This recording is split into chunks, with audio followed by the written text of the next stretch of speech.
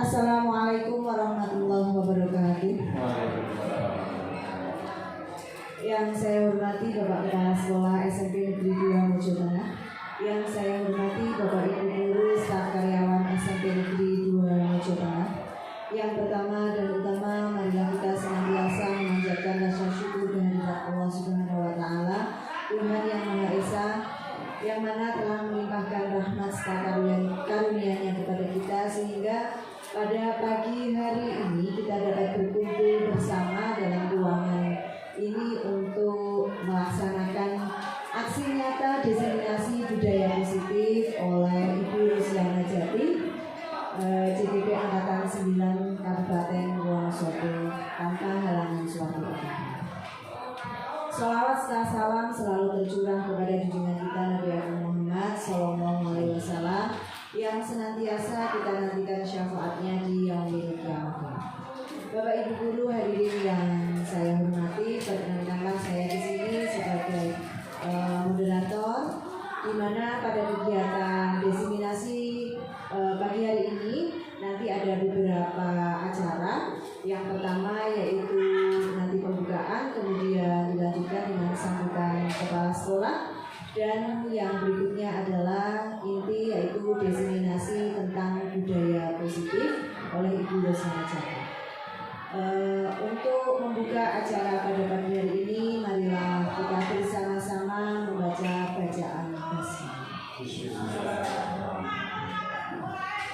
Dilanjutkan dengan acara berikutnya yaitu sambutan kepala sekolah kepada beliau Bapak Suwarna SPD.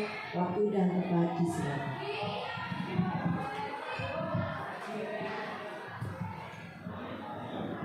Bismillahirrahmanirrahim. Assalamualaikum warahmatullahi wabarakatuh. Bapak Ibu yang saya hormati, pertama marilah kita panjatkan puji syukur kepada Allah Subhanahu wa Ta'ala yang pada pagi hari ini melimpahkan rahmat dan karunia kepada kita semua, sehingga kita bisa berkumpul di ruangan ini dalam rangka aksi nyata dari Ibu Rusliana Jati, CPP Angkatan 9 Kabupaten Wonosobo, sehingga nanti bisa berlangsung dengan baik sesuai apa yang diharapkan. Bapak dan Ibu yang saya hormati, diseminasi budaya positif satuan pendidikan itu harus dikembangkan, harus diimplementasikan, karena pada tahun ini Pak Menteri Pendidikan dan Budaya Ristek dan Teknologi mengeluarkan peraturan, yaitu Peraturan Menteri Nomor 46 Tahun 2023 tentang tindak kekerasan atau penanganan kekerasan di satuan pendidikan. Maka dengan adanya fenomena yang sekarang ini muncul, baik perundungan, kemudian kekerasan seksual, intoleransi di satuan pendidikan, maka kita harus menyampaikan kepada anak-anak tentang budaya yang positif. Budaya positif itu maksudnya budaya yang sopan, santun, yang baik yang ada di sekolah ini, sehingga tidak terjadi pelanggaran-pelanggaran, khususnya yang disampaikan oleh Pak Menteri, dosa 3 besar pendidikan, antara lain bullying, kemudian intoleransi, kemudian kekerasan seksual. Maka Bapak dan Ibu, kita semuanya untuk mengimplementasikan budaya positif di sekolah, sehingga anak-anak belajar di sekolah ini dengan nyaman, aman, kemudian sekolah juga indah, bersih dan sehat, sehingga orang tua atau wali murid dapat mempercaya kepada sekolah kita, karena kita dianggap bisa melaksanakan pembelajaran yang aman dan nyaman, efektif, dan penuh dengan tanggung jawab. Untuk itu budaya positif di sekolah perlu diimplementasikan supaya warga sekolah baik siswa, kepala sekolah, guru, karyawan dapat melaksanakan budaya positif yang ada di sekolah. Saya kira itu nanti Mbak Rosi sebagai narasumber akan menyampaikan kepada Bapak dan Ibu sehingga nanti ada manfaatnya. Dengan adanya guru penggerak yang semakin banyak di sekolah ini bisa membantu kepala sekolah dalam pengembangan sekolah, khususnya dalam pembelajaran atau refleksi yang baik, praktek baik di sekolah ini.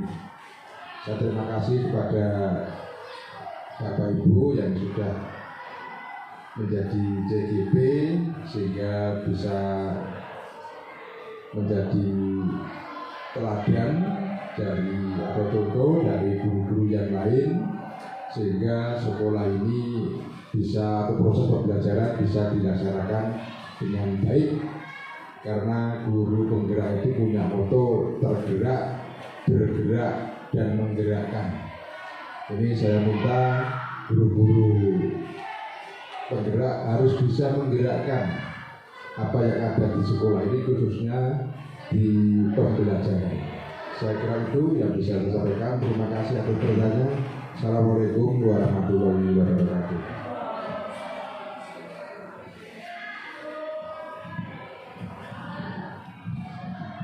Demikian Bapak Ibu sambutan dari Bapak Kepala Sekolah. Dilanjutkan dengan acara inti yaitu diseminasi mengenai budaya positif yang mana akan disampaikan oleh CGP kita yaitu Ibu Rosiana Jati selama 1 jam ke depan mengenai apa itu budaya positif, kemudian macam-macamnya seperti apa, implementasinya dalam pembelajaran itu seperti apa. Kepada Ibu Rosiana Jati sepenuhnya waktu disilakan.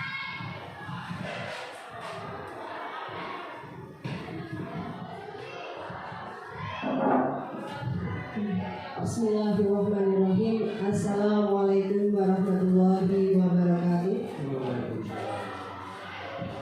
Yang saya hormati Bapak Kepala SMP Negeri 2 Mojo Tengah, yang saya hormati Bapak Ibu Guru, staf karyawan tata usaha SMP Negeri 2 Mojo Tengah yang telah hadir memenuhi undangan saya dalam acara diseminasi budaya positif. Alhamdulillah sekali, salawat salam selalu kita haturkan kepada Nabi Agung Muhammad Sallallahu Alaihi Wasallam yang kita nantikan syafaatnya. Yang kedua adalah saya ucapkan terima kasih kepada Bapak Ibu yang telah memenuhi undangan saya. Di sini saya mendapatkan tugas tentang aksi nyata modul 1.4 yaitu tentang budaya positif. Di sini bukan saya menggurui atau gimana Bapak Ibu. Bapak Ibu tentunya lebih hebat, Bapak Ibu guru hebat. Di sini nanti kita sharing bersama, kemudian kita nanti juga belajar bersama. Karena di sini juga ada CGP angkatan yang lalu yang sudah mestinya belum betah semuanya ilmu dari modul 1 sampai modul 3. Nanti di sini kita sama-sama belajar. Kekurangan saya mohon nanti dikoreksi. Kita sama-sama belajar tentang budaya positif yang implementasinya nanti kita akan terapkan di sekolah kita ke depannya sehingga sekolah kita menjadi disiplin positifnya itu memang muncul dari diri anak, bukan karena atau paksaan dari Bapak Ibu guru sendiri. Ini adalah profil kami, adalah fasil saya Bapak Anggara Ajidia, kemudian pengajar praktiknya Ibu Tuni. Sebelum kita mulai, kita berdiri dulu ya Bapak Ibu. Monggo untuk silahkan berdiri. Kita berdiri ya, biar tidak berat. Silahkan Bapak Ibu untuk diikuti gerakan dari ini. Saya dapat video dari Thailand, tapi itu Thailand apa enggak kurang tahu.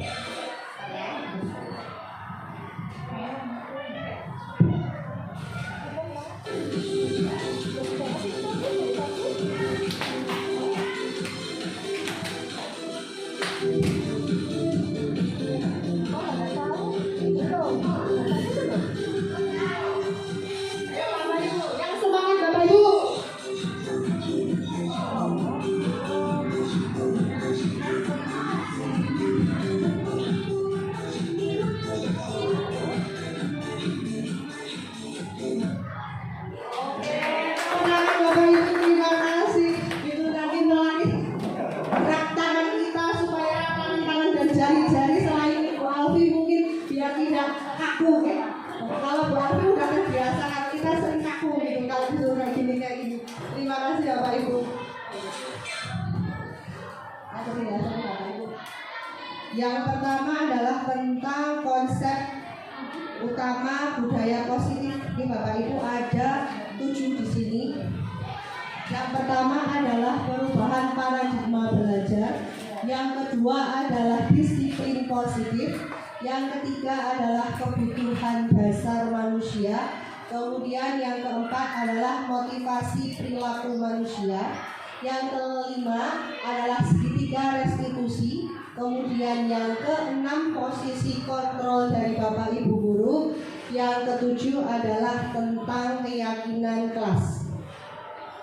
Yang pertama adalah tentang pembelajaran dengan paradigma baru.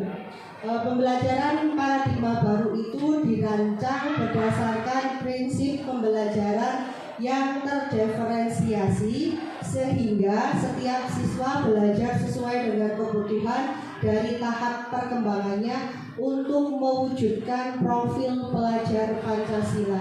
Di sini menurut Ki Hajar Dewantara yang saya pelajari, kita harus mendidik anak itu sesuai dengan kodrat alam dan kodrat zaman ya Bapak Ibu. Sesuai kodrat alamnya berarti kita sebagai seorang pendidik dituntut untuk bisa menggali potensi-potensi anak-anak yang tersembunyi.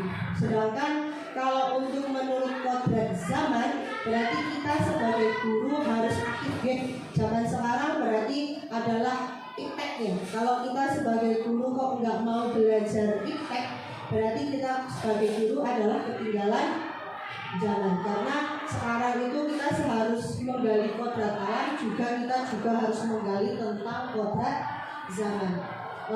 Nanti muaranya pembelajaran kita itu harus bersifat berpihak pada murid. Pembelajaran kita yang sekarang itu karena kurikulum merdeka adalah berpihak pada murid, dan nanti endingnya adalah mewujudkan profil pelajar Pancasila yang di situ ada beriman, kemudian berkebinekaan global, bergotong royong, kreatif, bernalar kritis dan mandiri.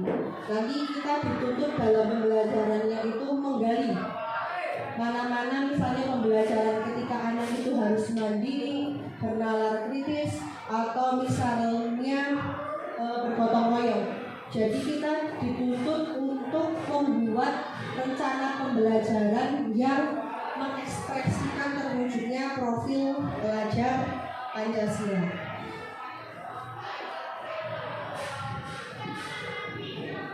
Di dalam budaya disiplin dimaknai adalah menjadi sesuatu yang dilakukan seseorang pada orang lain untuk mendapatkan kepatuhan.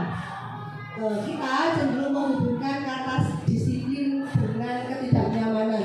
Contoh misalnya sekarang misalnya kita prakteknya adalah misalnya kita harus menentukan misalnya seragam hari ini adalah Senin putih biru. Nah mungkin karena kita seringnya adalah misalnya ada anak-anak yang melanggar, berarti kadang kita sering menegur dengan mungkin cara yang tidak pas, sehingga mungkin itu disiplin adalah membuat ketidaknyamanan. Kemudian sebagai pendidik tujuan kita adalah menciptakan anak-anak yang memiliki disiplin diri sehingga mereka bisa berperilaku dengan mengacu pada nilai-nilai kebajikan universal dan memiliki motivasi intrinsik bukan ekstrinsik. Kemudian di dalam disiplin positif merupakan salah satu cara penerapan disiplin yang bertujuan untuk menumbuhkan kesadaran serta memberdayakan anak untuk melakukan sesuatu tanpa sogokan, ancaman maupun hukuman. Ini Bapak Ibu, untuk disiplin positif biasanya disiplin dari diri ke arah pengontrolan diri dalam melakukan tindakan. Kemudian yang kedua, penerapan disiplin yang mengajarkan anak untuk bertanggung jawab dan kesadaran diri berdasarkan nilai-nilai kebajikan. Kemudian Yang ketiga, membuat siswa menyadari disiplin berdasarkan faktor internal, bukan akibat paksaan, ujian, atau hukuman. Biasanya karena kita sebagai seorang pendidik biasanya sering Bapak Ibu, karena yang kita hadapi adalah makhluk hidup. Yang kita hadapi anak makhluk hidup pasti ada fluktuatif antara misalnya, oh hari ini anak A cenderung diam, hari ini anak A kok hari ini pasif, kok ya hari ini aktif. Ya, itu mungkin karena gini Bapak Ibu, berdasarkan yang saya pelajari, ternyata anak berperilaku positif maupun anak berperilaku negatif itu berdasarkan kebutuhan 5 kebutuhan dasar manusia. Yang pertama adalah bertahan hidup, yang kedua adalah penguasaan atau kekuasaan, yang ketiga kasih sayang, yang keempat kesenangan, dan yang kelima kebebasan. Jadi ini menurut saya, jika anak-anak itu berperilaku positif, pasti 5 kebutuhan dasar itu terpenuhi. Akan tetapi, jika anak-anak itu ada menunjukkan perilaku yang negatif, pasti adalah salah satu dari 5 kebutuhan dasar itu tidak terpenuhi. Contoh misalnya kemarin saya bercerita-cerita tentang anak kelas 9. Anak itu kalau di pembelajaran itu aktif sekali, tidak pernah diam, tidak pernah duduk, kemudian ya berkeliling. Setiap pelajaran itu ketika disuruh diskusi dia malah jalan-jalan, ketika disuruh mengerjakan itu terlihat jalan-jalan. Kemudian saya dekati dia, Mas, kenapa kok kamu itu usil gitu ya? Ternyata punya selidik itu berdasarkan kebutuhannya itu dia adalah kurang kasih sayang.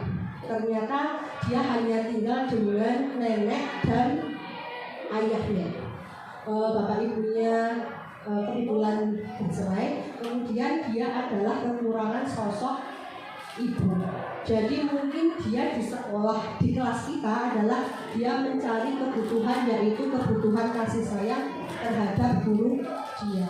Berarti kan kita sebagai guru kan tidak boleh menjudge misalnya, anak ini nakal, karena belum tentu kita tahu bahwa 5 kebutuhan dasarnya itu terpenuhi apa tidak. Jadi kita harus sebagai guru mencoba Bapak Ibu menggali itu. Kenapa kok anak ini nakal? Kenapa kok anak ini usil?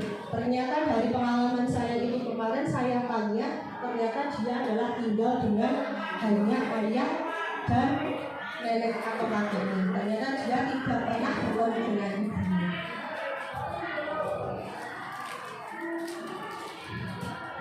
Yang selanjutnya Bapak Ibu, disiplin positif itu terkait dengan adanya motivasi di Bapak Ibu. Motivasi dalam mewujudkannya adalah perlu adanya motivasi nih Bapak Ibu. Motivasi dibagi menjadi 2, yaitu faktor intrinsik. Yang kedua adalah faktor ekstrinsik. Yang pertama adalah motivasi dari luar. Biasanya anak-anak jika ada motivasi dari luar itu adalah dia untuk menghindari hukuman.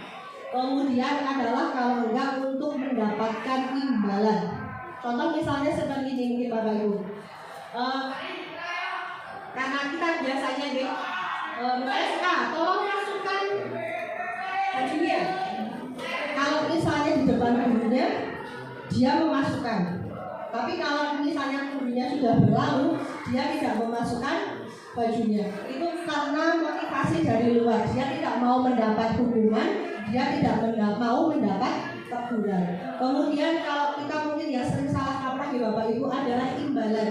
Kadang kita mungkin merasa kita memberikan reward atau imbalan itu biar anak-anak semakin termotivasi.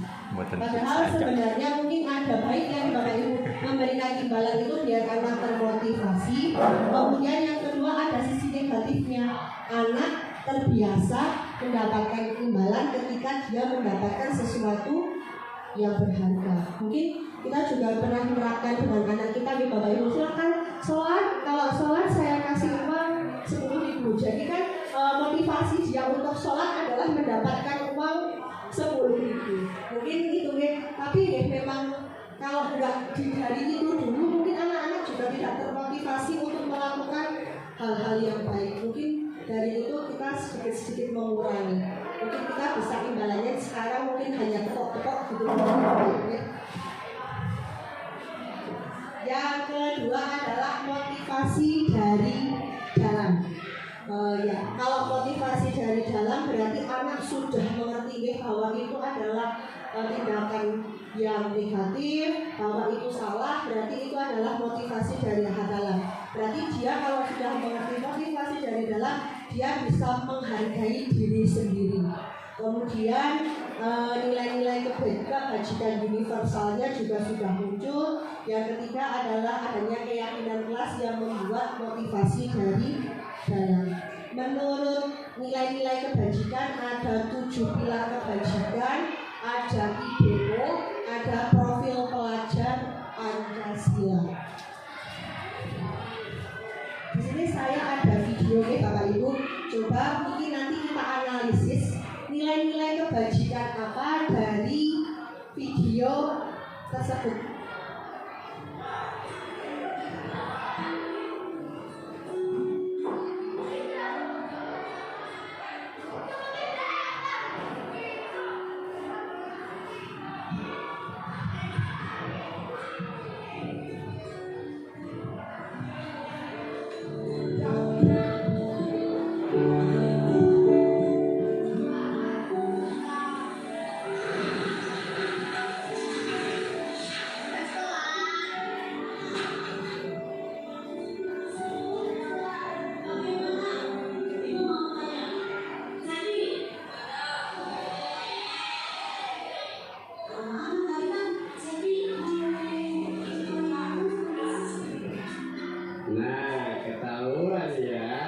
Jam segini kamu di luar kelas. Dari mana kamu?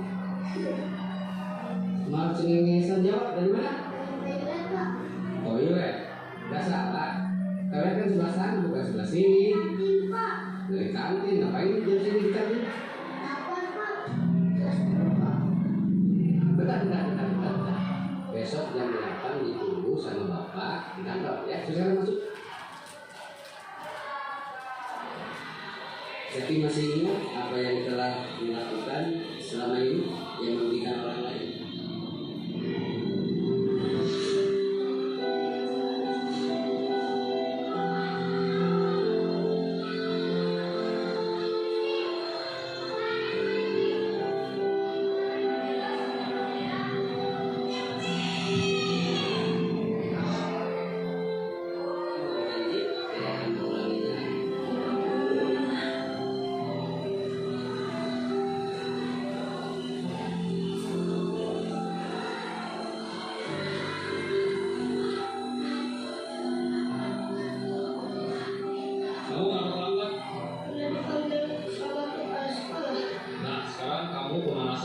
Lari 5 kali.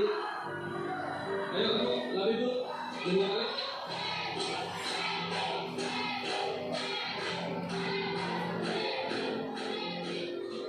Nah, kalian harus jadi juara. Siapa yang jadi juara? Jadi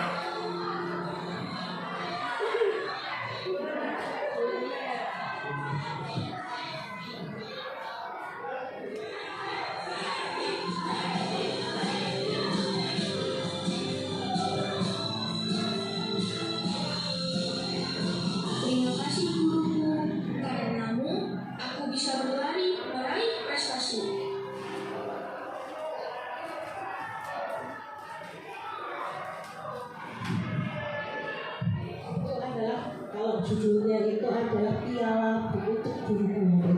Menurut Bapak Ibu, dari video pendek ini menurut Bapak Ibu adalah kebijakan nilai-nilai universal apa yang terkandung dalam video ini. Dari yang dilihat tadi, yang Cepi biasanya usul pergi entah kemana, kemudian itu Bapak Ibu sebentar yang tadi mengutarakan tentang video pendek ini tentang nilai-nilai kebajikan universal yang ada di video pendek tersebut.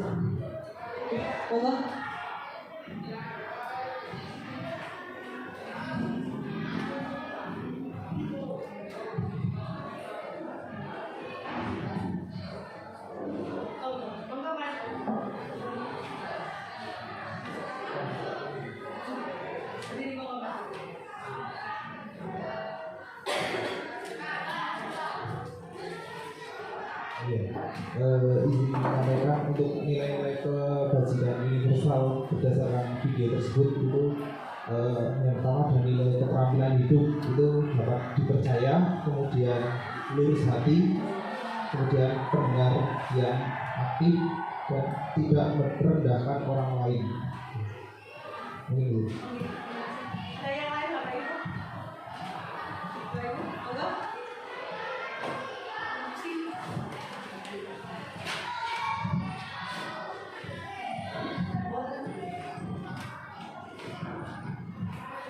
Ya, terima kasih untuk waktunya yang diberikan kepada saya.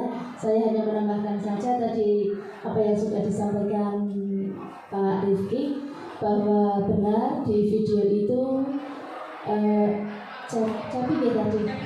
Cepi itu memang kalau dilihat tadi anaknya memang luar biasa. Dia agak sedikit usil, suka mengganggu teman, malah tadi ada yang temannya nangis juga. Tapi di samping itu ternyata si Cepi ini punya kelebihan yang tersembunyi. Dia setelah diberi arahan, diberi semangat oleh guru olahraganya, dia akhirnya terus punya keinginan dari dalam, motivasi dari dirinya sendiri, kalau dia itu saya pasti bisa. Makanya dia semangat latihan, sehingga alhamdulillah tadi dengan keteguhan kegigihannya selama latihan sehingga bisa menjadi juara, dan itu dipersembahkan untuk gurunya. Itu saja mungkin, terima kasih. Tepuk tangan untuk Bapak Ibu semua.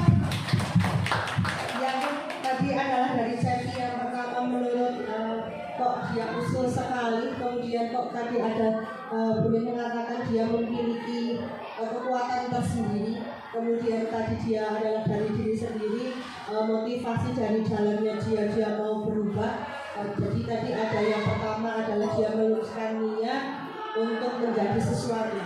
Jadi garis besarnya adalah mungkin kita sebagai guru tidak boleh menjas atau mendoktrin dulu ya Bapak Ibu, bahwa anak ini kok perilakunya menyimpang atau gimana. Pasti di situ ada motivasi tersendiri atau kekuatan tersendiri menurut kodrat alam dia yang bisa dia kembangkan. Disinilah adalah tugas kita Bapak Ibu untuk menggali motivasi dari dalam dia menurut kodrat dia sesuai kemampuan. Jadi dari video ini kita bisa ambil agar kita senantiasa tidak meremehkan orang lain Bapak Ibu, karena ternyata yang dikira tadi diremehkan tidak bisa apa-apa, ternyata dari motivasi dia bisa menjadi sesuatu. Kemudian setelah tadi itu nilai-nilai kebajikan universal, yang ketiga adalah motivasi dari dalam adanya kita di kelas biasanya membuat keyakinan kelas atau kesepakatan kelas. Keyakinan kelas merupakan kesepakatan kelas yang diyakini bersama oleh guru dan murid selama proses pembelajaran. Jadi biasanya kalau kita sebelum awal pelajaran atau sebelum awal pembelajaran semester 1 biasanya kita membuat keyakinan kelas. Ini Bapak Ibu, fungsinya adalah nanti sebagai rambu-rambu kita dalam bertindak atau murid-murid dalam bertindak dalam kelas. Biasanya kalau dulu bedanya peraturan dan keyakinan adalah kalau peraturan itu ditetapkan oleh sepihak, misalnya dari wali kelas atau dari sekolah. Tapi kalau keyakinan atau kesepakatan kita kompromi ya Bapak Ibu, antara misalnya siswa dengan guru atau siswa, guru dan murid untuk membuat keyakinan kelas atau keyakinan sekolah yang nanti rujukannya adalah kesepakatan bersama. Keyakinan, cara membuat keyakinan Bapak Ibu, mungkin Bapak Ibu sudah lebih paham. Yang pertama adalah berupa pernyataan universal, kemudian lebih abstrak dari peraturan. Yang ketiga, dibuat dalam bentuk kalimat positif. Yang keempat, sesuai dengan kondisi kelas dan sekolah agar mudah diterapkan. Yang kelima, kalimatnya dibuat sederhana supaya mudah diingat. Yang terakhir adalah melibatkan siswa atau semua warga sekolah dalam membuat keyakinan kelas. Bapak Ibu pasti sudah paham dan sudah paham sekali untuk membuat keyakinan kelas. Sekarang kita coba nih Bapak Ibu, di situ sudah saya tempel kertas keyakinan Dian. Ini adalah post-it-nya Bapak Ibu. Monggo untuk Bapak Ibu menulis satu keyakinan kelas dari Bapak Ibu yang benar. Oke, monggo. Ini adalah post-it-nya. Ditulis, kemudian kita mencoba membuat keyakinan kelas. Biasanya anak-anak kita yang membuat, sekarang kita mencoba Bapak Ibu untuk membuat keyakinan kelas. Monggo Bapak Ibu. Silakan nanti ditempel, kemudian di sini ditulis, kemudian ditempel di sini Bapak Ibu. Terima kasih.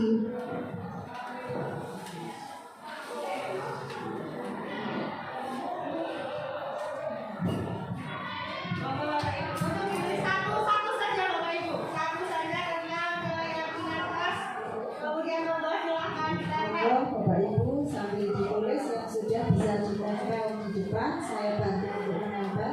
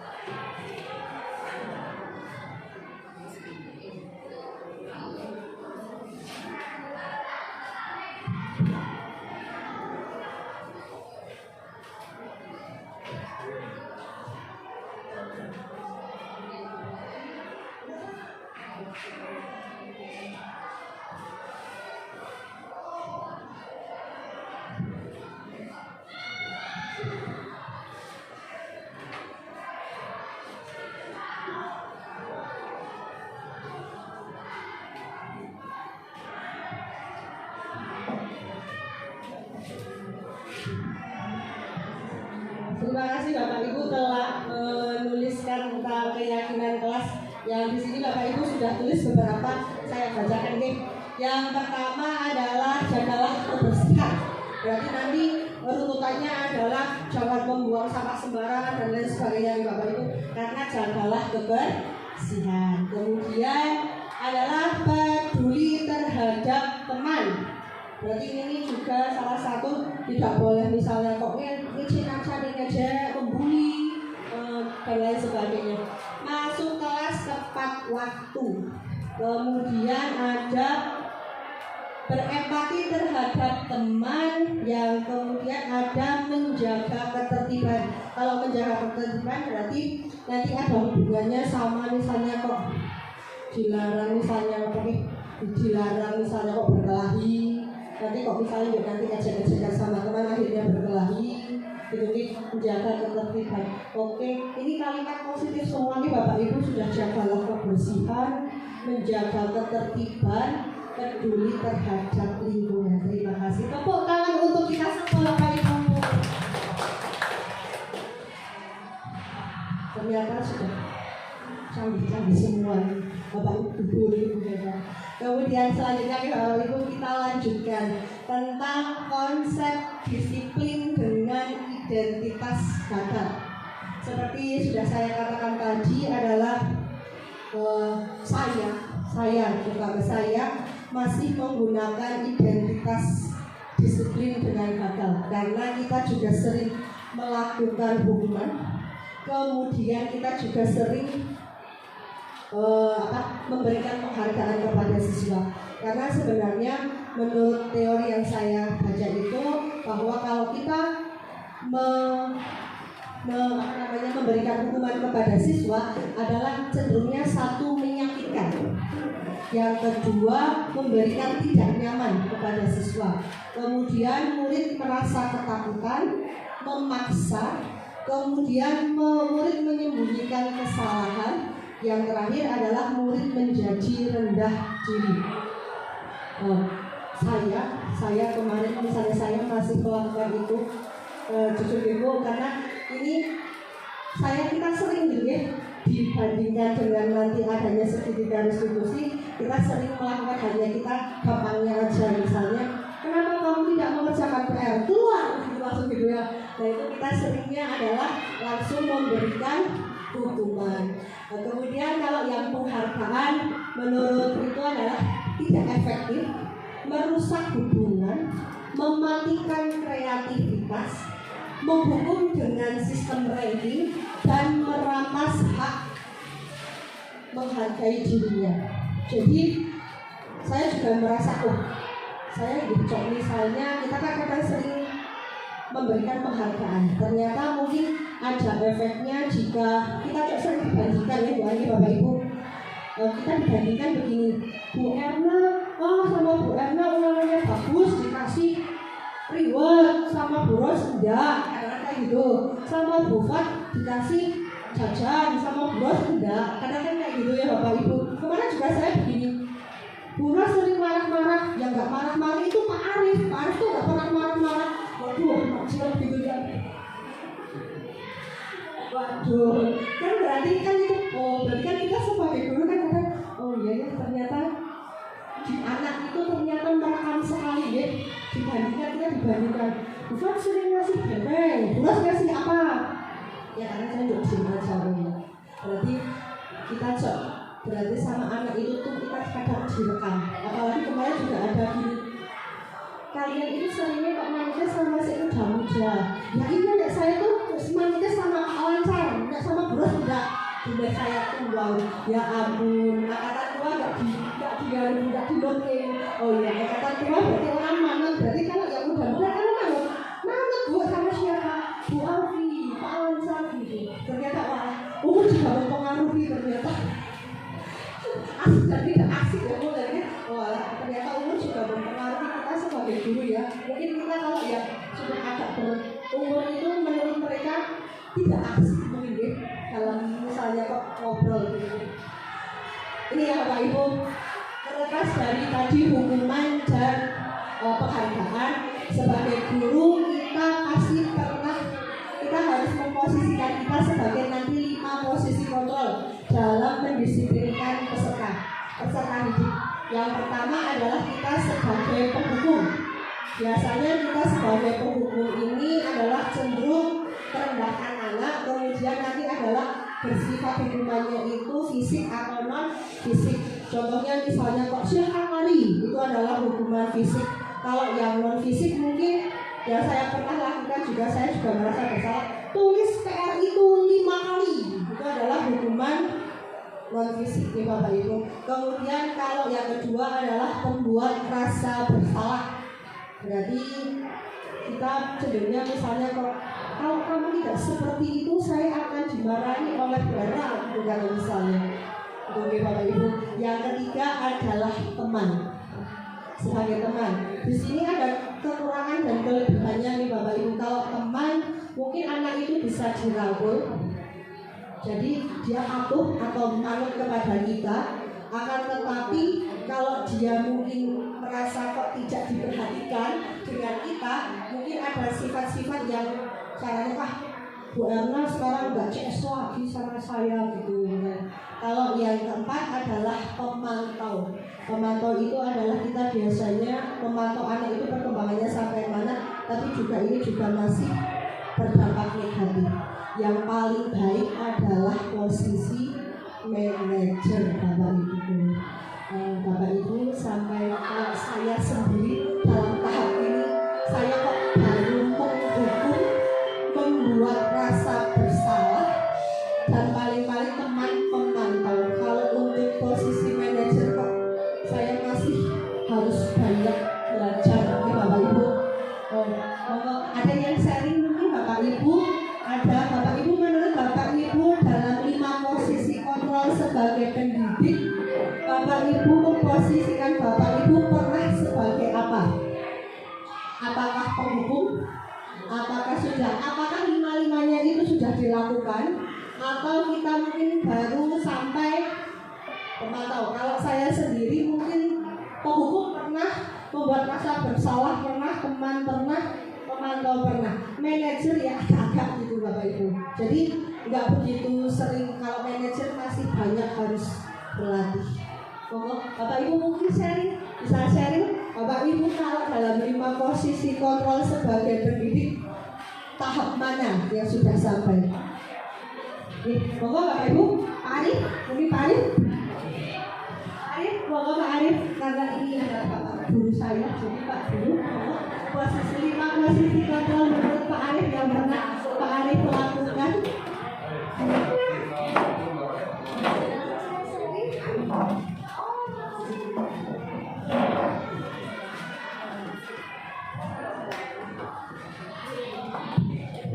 Terima kasih. Assalamualaikum warahmatullahi wabarakatuh. Kita sebagai guru ini tentunya terkadang ke yang pertama yang jelas yang pertama ini kita kadang rasa egoisnya itu kadang muncul kalau kita itu memang tidak bisa menahan amarah atau tidak bisa menahan emosi ya. Kadang sebagai manusia biasa tentunya yang namanya marah itu kan mesti ada. Kalau Bu Rosi tadi bilang kan tidak pernah marah itu pernah marah, bahkan ya sering ya, karena memang sikap anak itu kadang bikin kita itu enak atau gimana. Bahkan saya pernah berhubungan dengan orang tua itu, kalau nanti anak saya tidak sekolah dengan tanggung jawab gitu. Pernah itu kan, waduh, ya, ternyata sampai seperti ini. Jadi kadang kita menghukum itu kadang hanya sebatas ya tidak berpikir sampai kemana nanti akibatnya. Kadang emosi saat bisa menghukum, ternyata zaman sekarang itu sudah berubah. Kalau begitu anak kita jewel saja nanti lapor orang tua nggak terima dan sebagainya. Jadi kadang kita kendalinya itu kurang luas untuk efeknya. Kemudian untuk membuat rasa bersalah ya kadang kita juga pernah melakukan, karena anak kadang pengennya itu kita anak itu pintar ya, manut dengan apa yang kita suruh. Misalnya kalau ada pekerjaan PR atau tugas itu kadang juga anak nggak mengerjakan. Nah, artinya anak ini harus saya salahkan karena tidak mengerjakan PR dan lain-lain. Untuk teman ini juga kita kadang juga dengan anak-anak itu kita juga dengan akrab ya, kadang patungan sampai patungan dan lain sebagainya, sampai dengan tas saya mungkin dibawakan dan lain sebagainya. Itu juga ada seperti itu.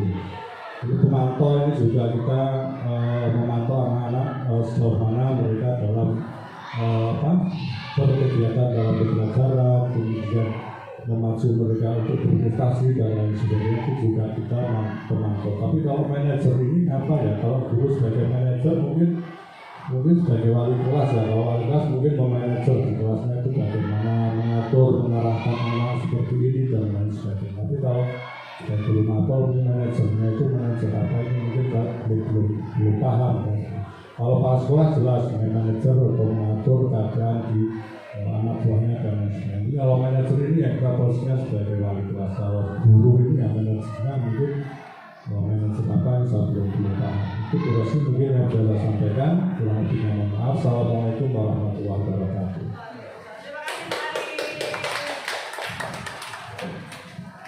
Terima kasih untuk mungkin kita praktek ya Bapak Ibu. Nah, 5 posisi kontrol kita sebagai pendidik, ada penghukum, ada pembuat rasa bersalah, teman, pemantau, sama manajer. Mungkin Bapak Ibu ada yang mau misalnya praktek kita sebagai penghukum atau kita pembuat rasa bersalah. Ada Bapak Ibu? Oke, ayo, tunggu. Kita yang mana nih? Bisa nih kita praktek salah satu mungkin, atau kita sebagai penghukum apa pembuat rasa bersalah atau yang lainnya. Bu Erna? Oh, Bu Erna sebagai penghukum. Monggo Bu Erna, saya muridnya ya Bu Erna.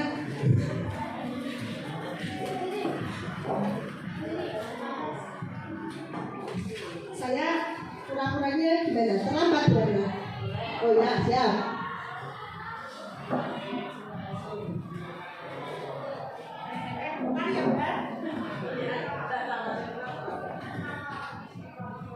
Kenapa udah datang terlambat terus nih?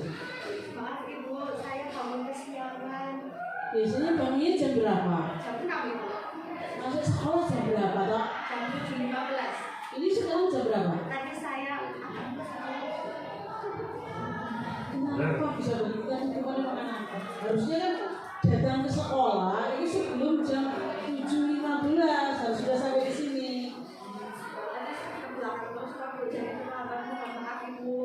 Ya, besok dikondisikan tapi tidak boleh terlambat.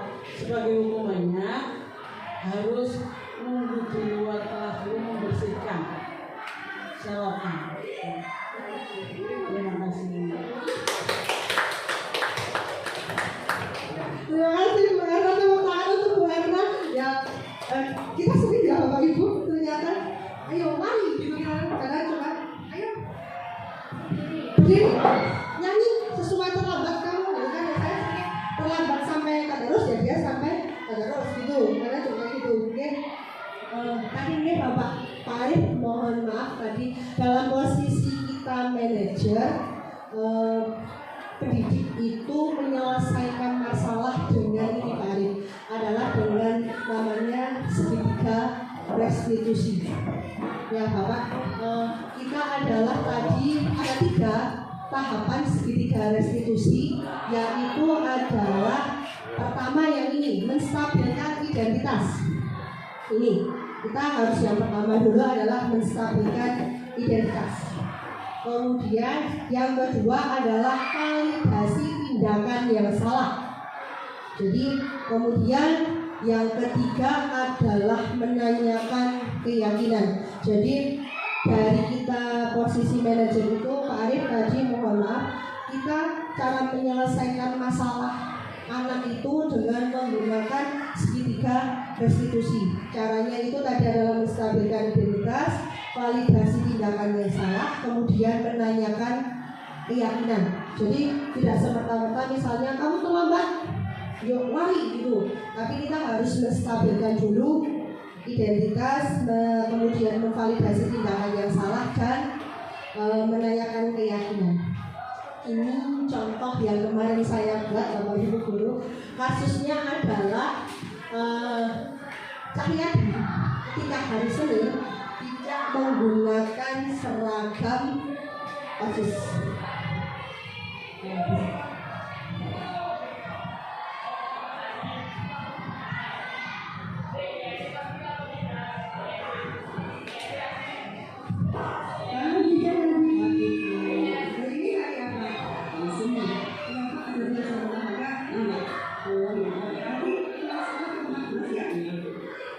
Selamat siang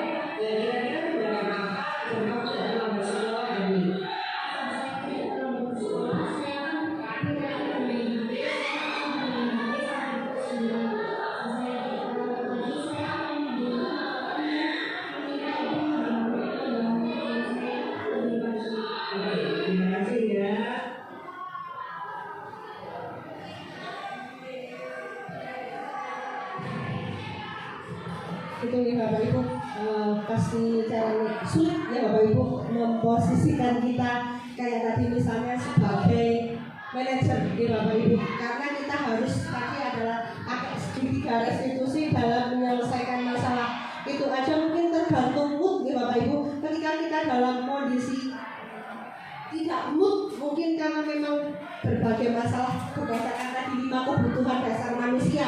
Mungkin karena kita juga kekurangan kasih sayang, mungkin kita kekurangan kekuasaan juga mungkin jadi membuat kita kalau untuk melakukan posisi kontrol sebagai manajer adalah sangat sulit ya Bapak Ibu. Jadi kita nanti berusaha sekuat tenaga nih Bapak Ibu untuk belajar bersama-sama sehingga nanti memposisikan kita adalah sebagai manajer dalam memecahkan masalah nanti yang ujung-ujungnya adalah endingnya adalah terhadap disiplin positif nih Bapak Ibu.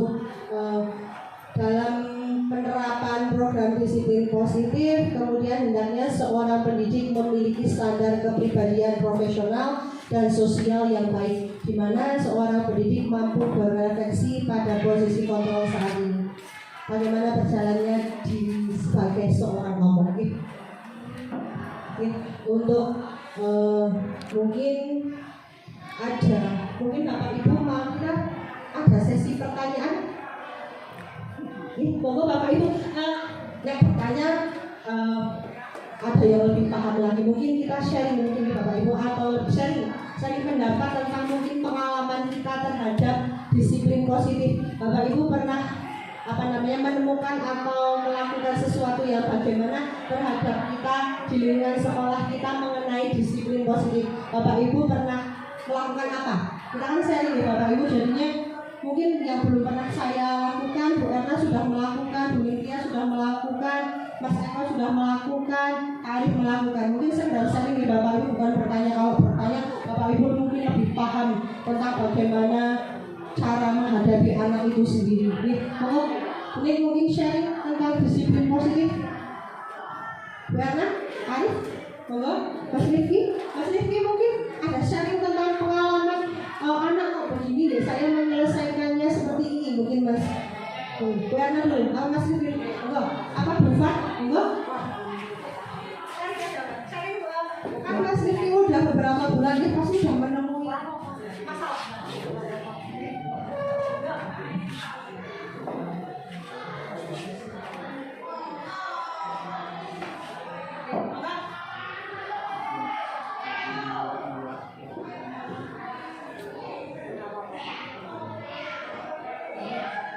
Di sini saya ingin sharing pengalaman saya selama mengajar dan bertemu dengan siswa. Nah di sini biasanya saya memposisikan diri sebagai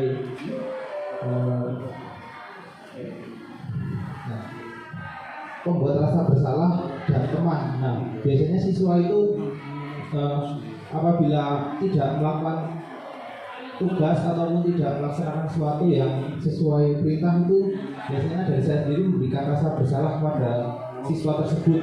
Nah, di sisi lain untuk menjalin hubungan yang lebih akrab dengan siswa, nah saya juga menjadikan siswa itu menjadi teman. Nah, jadi tidak serta-merta di sini saya sebagai pendidik dan siswa itu anggapannya guru dan siswa, jadi ada waktunya juga saya dan peserta didik juga bersikap seperti teman gitu. Nah jadi untuk menjalin hubungan yang lebih akrab dengan siswa itu sendiri. Nah mungkin dari 5 aspek tadi baru 2 yang saya jelaskan, yang pertama tadi membuat rasa bersalah dan sebagai teman, seperti itu. Ini itu yang saya jelaskan.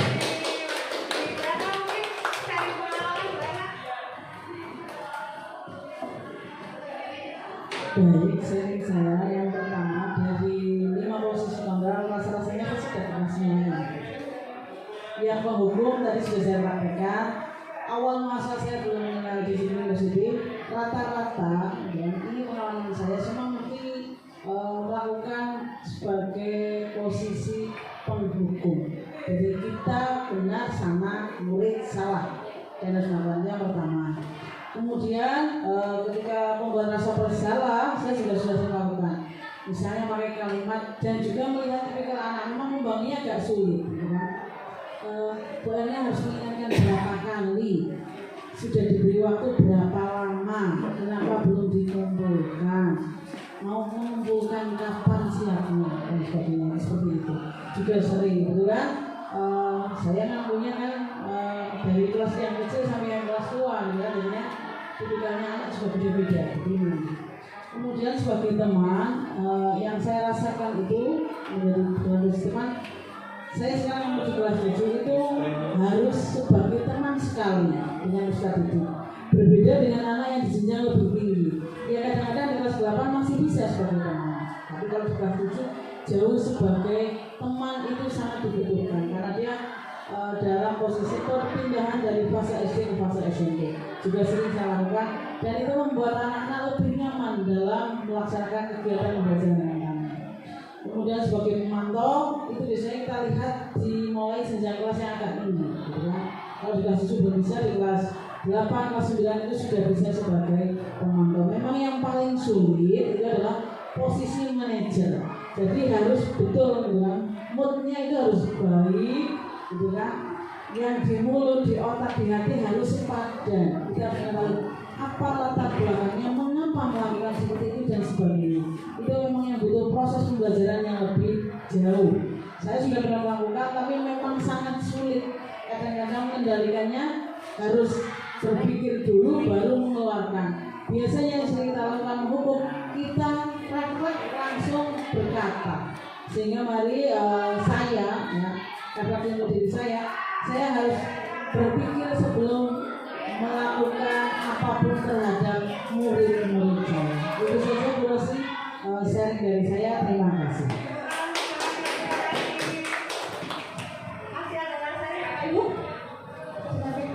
Ya, terima kasih Bapak Ibu sharingnya. Nah, untuk endingnya, ini yang terakhir adalah endingnya, jika kita nanti setelah melakukan disiplin positif, kemudian pembelajarannya berpihak pada murid, kalau endingnya seperti ini, kita setuju enggak Bapak Ibu?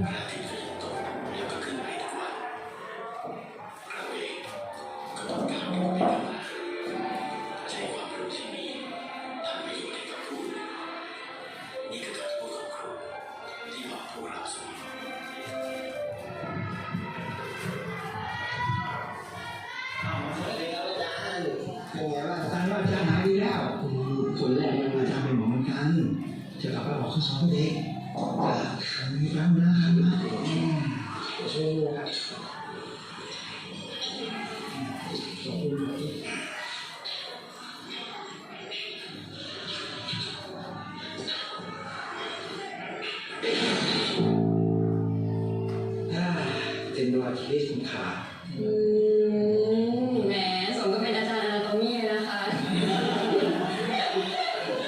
โทษนะคะคุณหมอหมดเวลาเยี่ยมแล้วค่ะพักผ่อนเยอะๆนะคะอาจารย์เดี๋ยวก็บอกได้แล้วครับสวัสดีค่ะ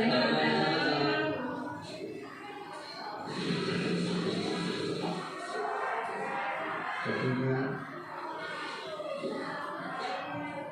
อ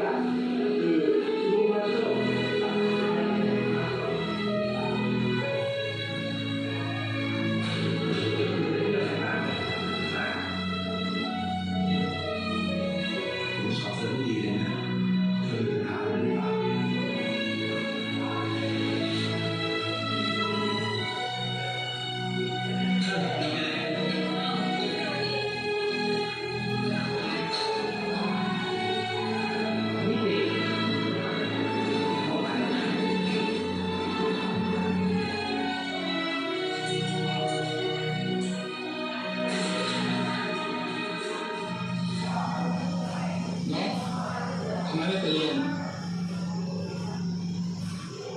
แต่ว่าอยากเป็นหมออยากช่วยเหลือคนไง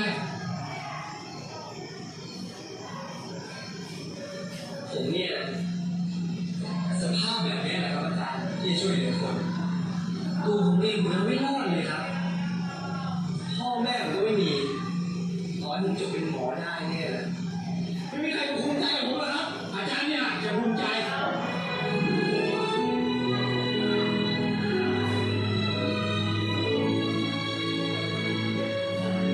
นี่เลยนะ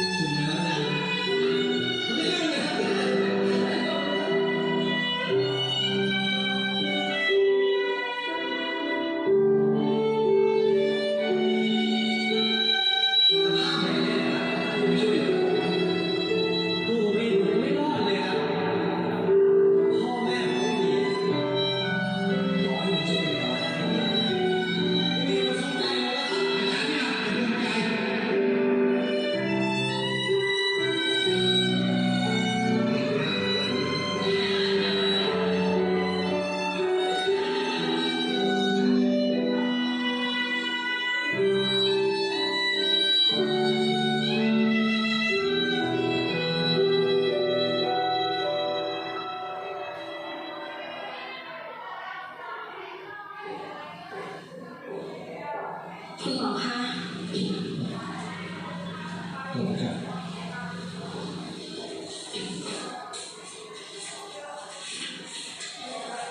นกเมื่อจดหมายฉบับนี้ถึงมือนกครูคงจากไปแล้ว และนั่นทำให้ครูบอกนกได้ว่า ที่แรกที่คนตายจะเดินทางไปถึงคือการได้เข้าไปอยู่ในความทรงจำของใครสักคนแต่จะมีความทรงจำที่ดี เป็นสิ่งที่เราปฏิบัติกันเป็นนั้นขณะที่มีชีวิตอยู่ตลอดชีวิตมักจะมีคนถามว่าครูเรียนหมอแต่ทำไมมาเป็นครูจริงๆอาชีพครูกับหมอน่ะเหมือนกันอยู่อย่างหนึ่งคือใช้ความรู้ที่มีอยู่รักษาผู้อื่นครูรักษาด้วยการให้สติปัญญาส่วนหมอก็รักษาด้วยการแพทย์เมื่อเห็นคนที่เรารักษาดีขึ้นเราก็มีความสุขไปด้วยนี่เป็นเหตุผลที่ครูเป็นครูมาตลอดชีวิต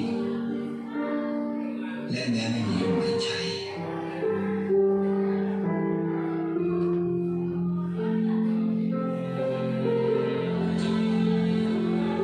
ก็ยังอยากเป็นครูต่อไป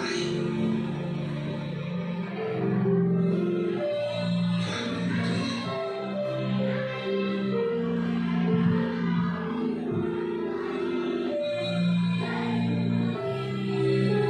ย ทำความเคารพอาจารย์ใหญ่ครับ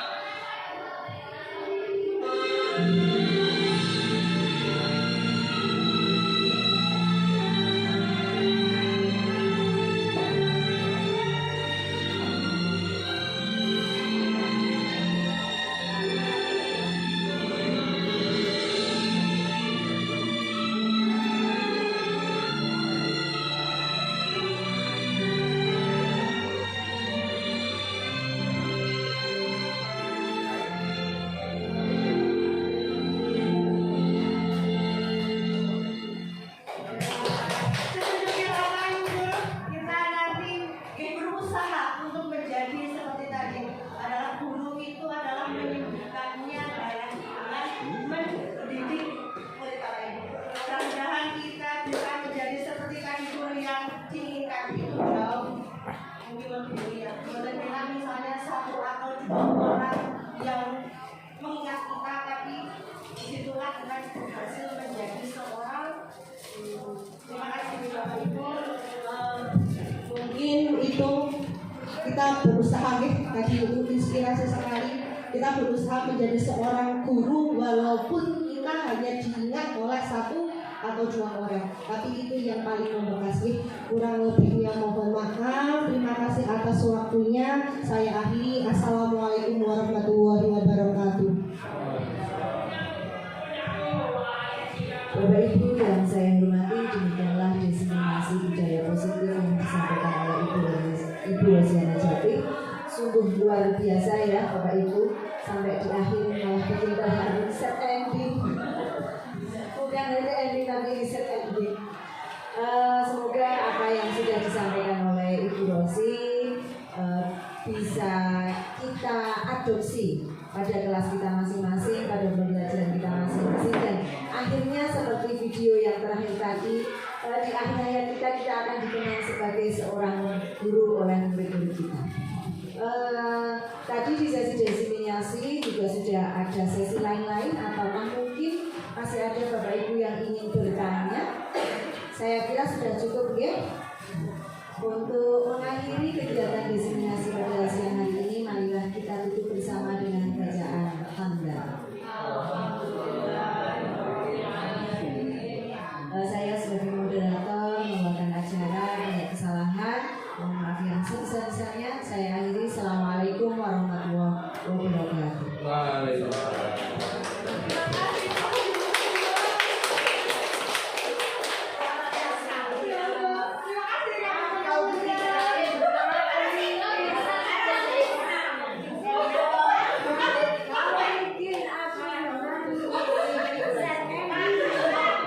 Thank you.